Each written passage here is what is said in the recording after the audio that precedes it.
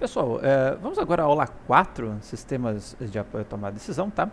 Essa é uma aula mais assim para mostrar algumas outras possibilidades, tá? Porque a gente vai fazer, né, em teoria, a gente teria que fazer uso de aprendizado de máquina, algoritmos de regressão, que a gente ainda não viu, tá? Então, deixa eu ver o que então, não dá para passar muita coisa e entrar em muitos detalhes até agora, mas dá para passar só a mecânica geral, tá? Então, a ideia dessa aula é passar a mecânica geral, já que essa disciplina ela tem uma certa falha em pré-requisitos, então dá para garantir que todo mundo já viu regressão ou coisas mais complexas de regressão, todo mundo viu os algoritmos de aprendizado de máquina, tá? Mas enfim, eu vou dar qual que é a ideia geral nessa aula, tá? Depois, ao decorrer da disciplina, nós vamos ver algoritmos de regressão, mas bem simples, em geral, regressão linear, tá? Que é muito fácil de fazer. Não vamos ver coisas mais complexas, mas aqui eu deixo a dica, tá? Bom, o que a gente ainda pode fazer, o que é feito ainda em termos de análise de séries temporais para fazer a predição, tá? Bom, a gente pode utilizar outros modelos preditivos aí que são baseados em métodos de aprendizado de máquina. Dentro ele inclui método de regressão também, uma categoria de método de aprendizado de máquina, tá? Os estatísticos eles excluem, quem é da área de ciência da computação inclui, tá? Mas enfim, podemos utilizar algoritmos de aprendizado de máquina, mas e aí? Como que funciona? Como que eu aplico esses algoritmos, caso eu venha conhecê-los, caso eu já tenha feito disciplina de inteligência artificial, enfim, tá? Bom, a princípio a gente tem duas formas, que é por aproximação local, tá? E por aproximação global. A aproximação local, utilizando o aprendizado de máquina, é aquilo que a gente viu com o KNN, tá? Então a gente pega uma série de consulta, né? Vai ser a série mais recente, já que eu quero prever o valor futuro, tá?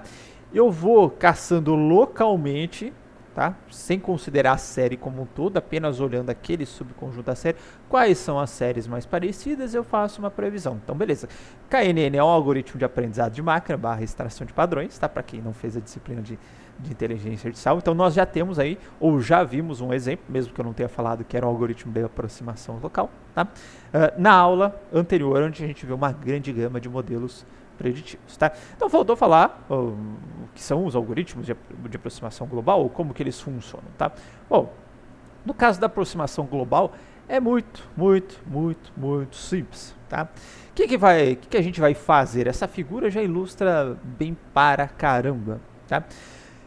Quando a gente está aplicando algoritmo de aprendizado de máquina, né, então a gente tenta extrair um padrão olhando toda a nossa base de dados, tá? Então, por exemplo, eu quero saber se o e-mail é um spam ou não spam. Eu vou analisar todos os spams e extrair quais são os padrões, tá, que ocorrem no spam. Para ser padrão, tem que ser frequente, tá? Se for uma única ocorrência, não é um padrão, tá? Então, às vezes as pessoas definem, ele tem um padrão de comportamento tal, mas o cara só fez uma vez aquele tipo de ação, isso não significa padrão de comportamento. Padrão tem que ser frequente, tá? Então, tenta extrair qual que é o tipo de fenômeno frequente nos spams e, consequentemente, nos não spams também. Se eu estou lá, quero saber se eu devo ou não emprestar dinheiro para o cliente. Qual que é o perfil padrão que geralmente me dá calote? Ou seja, quais atributos, quais aspectos dos perfis dos clientes que me deram calote, que aparecem mais para quem deu calote, mas para quem não deu calote. Então, isso é um padrão, tá? Padrão discriminativo, inclusive, né? Discriminativo que discrimina a pessoa, que discrimina as classes, tá? Classe A, classe B, paga ou não paga, tá? Bom, no caso do aprendizado de máquina, o que a gente faz, tá? O que era feito? A gente tinha uma tabelona, né? Atributo valor, em que a gente tinha lá, por exemplo, no caso do cliente, as características do cliente e um atributo aqui que seria a classe do cliente, certo?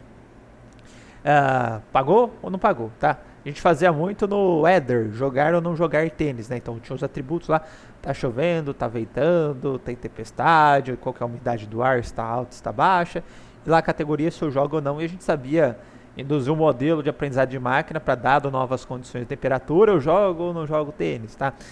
Aplicamos bastante na íris também, né? Qual que é o tipo de íris, que é uma planta lá, dado o tamanho da pétala, da sépala, a largura da pétala, a largura da sépala. Tá? Então a gente tinha a tabelinha com os atributos, valores dos atributos e o nosso atributo alvo, né, que na época era a classificação. Né? A gente queria prever um valor discreto. Tá?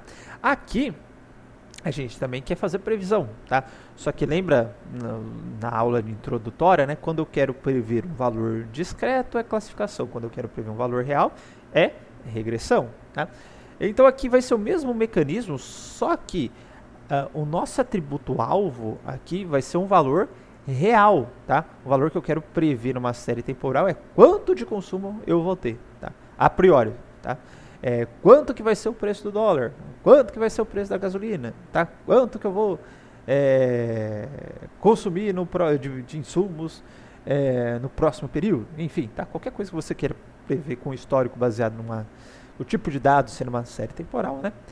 Geralmente está ligado à tarefa de regressão. Obviamente você pode aplicar a classificação simplesmente tipo, vai subir ou vai descer a cotação do dólar. Pode fazer isso, tá? Mas não, é menos comum. E nessa disciplina o foco é prever os valores numéricos, tá? Bom, enfim, para quem já viu o IA, a gente tem que montar essa tabela aqui, é a tabela atributo-valor, em que a gente tem os atributos, os valores dos atributos e o meu atributo-alvo, né, que é aquele que eu me baseio no aprendizado. Então, dada a entrada, eu tento prever a saída, tá? Então, eu tenho que descobrir essa função de mapeamento de entrada para saída, tá? Aqui vai ser a mesmíssima coisa, só que, minha série temporal, como a gente viu, ela tem esse formatinho aqui. Eu não tenho vários atributos, que nem tá aqui. Eu não tenho atributo-alvo, tá? Então, como é que eu chego nesta tabela aqui para depois poder aplicar qualquer algoritmo de regressão, tá?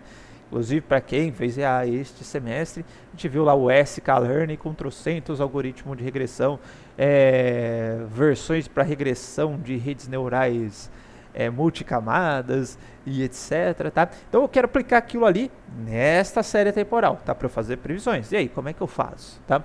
Bom, a entrada, novamente, para o algoritmo era uma tabela atributo-valor, então eu preciso derivar essa tabela atributo-valor, como vocês estão vendo que a própria setinha indica aqui, através da nossa base original aqui de séries temporais, tá? Bom, então para isso, tá? O que eu vou fazer? Eu vou pegar, tá?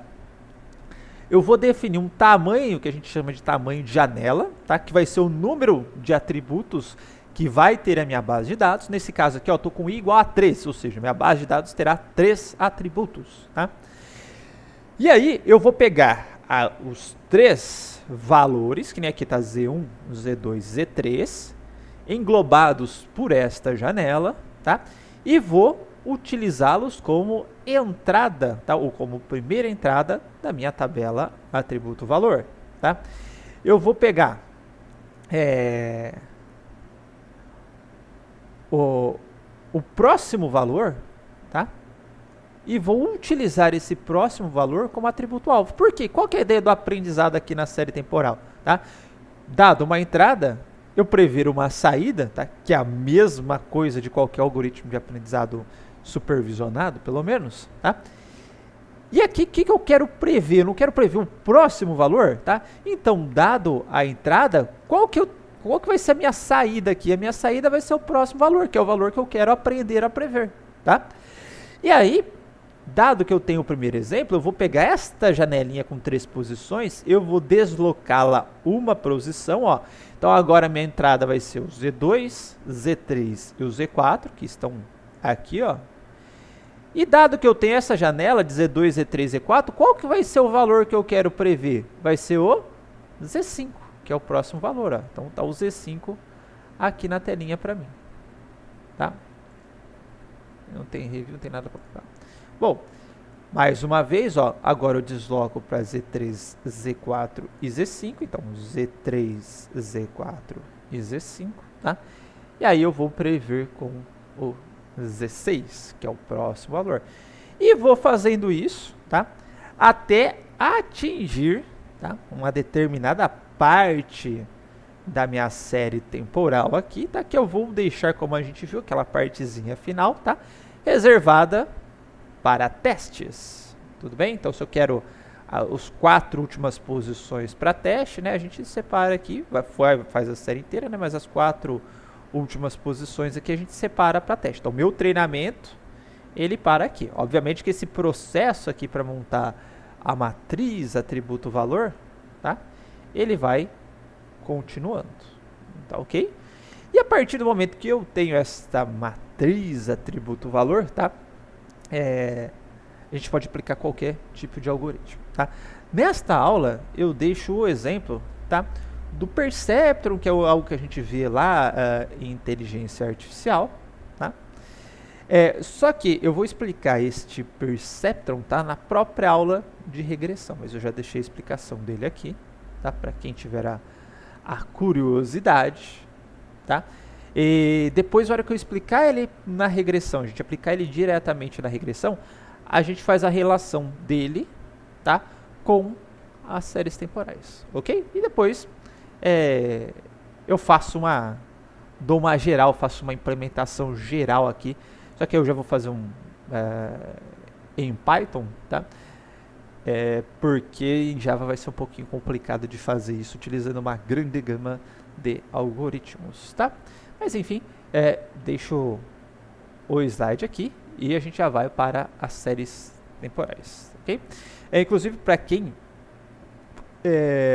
tiver curiosidade, tá, desses modelos de regressão e de aprendizado de máquina para séries temporais, eu deixei esse relatório técnico aqui que é muito legal, tá? Só para finalizar, como essa é uma aula um pouco mais expositiva, vamos assim dizer, tá? Sem teorias a fundo, tá? Esse tipo de material aqui, ele não é cobrado na prova, tá? É só um material extra e que depois, na hora que a gente vê regressão, a gente vê como que a gente aplica a regressão aqui para séries temporais também, tá? Então, até mais.